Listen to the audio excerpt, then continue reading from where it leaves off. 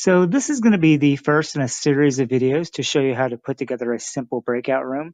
Keep in mind there's lots of ways to put these together. There's lots of different resources you might choose to pull into your breakout room as you learn to get more effective at it. But the basic idea here is to show you how to put together a simple breakout room. The first step I like to start with is getting organized. You're going to be using quite a few different Google pieces, so it's nice to get them organized in one place right away.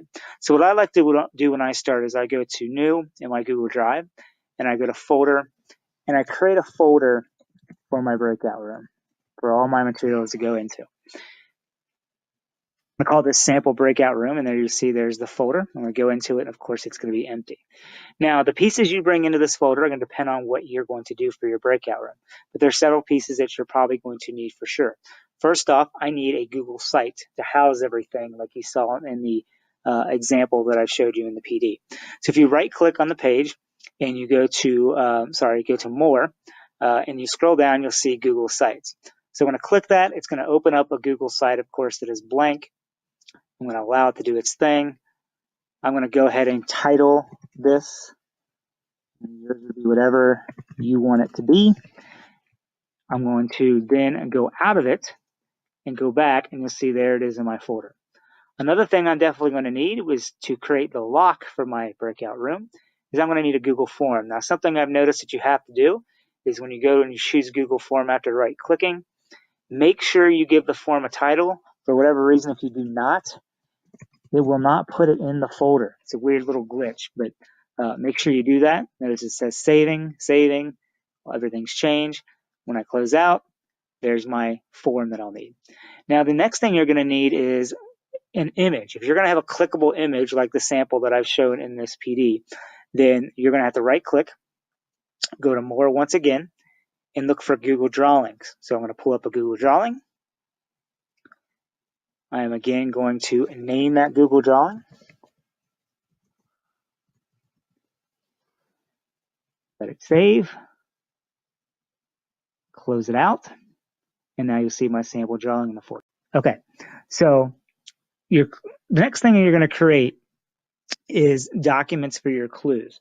Now, this is going to depend on what you want to do. Sometimes I like to put them in Google Slides and make them a little more fancy. Sometimes I keep it simple and I just create Google Docs. So I'm going to do some Google Docs for this sample here. So if I right-click, I want to go to Google Docs. And what I like to simply do is when they open up, I like to call them whatever clue number they are going to be. So clue 1. And again, the number of documents you choose to create is going to depend on how many clues you want to have. I'm going to do 3 just for our example here. Let's try spelling better. Clue 2. Okay, and you'll see that popping up. And I'm going to do one more clue.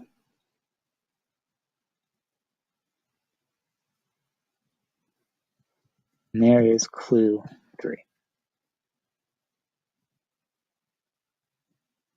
Okay, with that, you now have all the documents you need to get started creating your breakout room.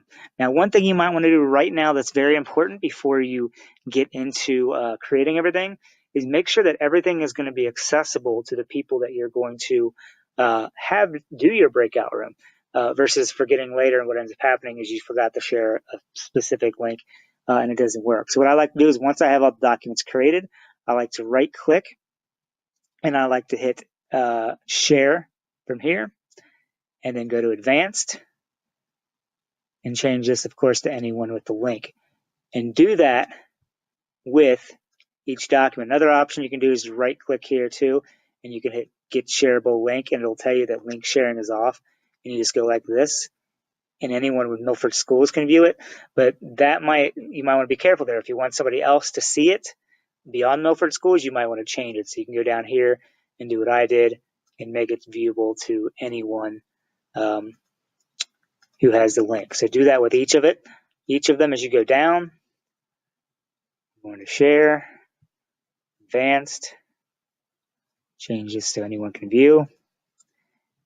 And again, to save time for this video, I'm not going to go through the rest, but you're going to do the same thing with all of those. Make sure that they're all shared so that anybody can see it. So there you go. You've got your organization set up. You've got your folder. So everything you need is in one place as you go to start building this. And we'll go on to the next step with the next video.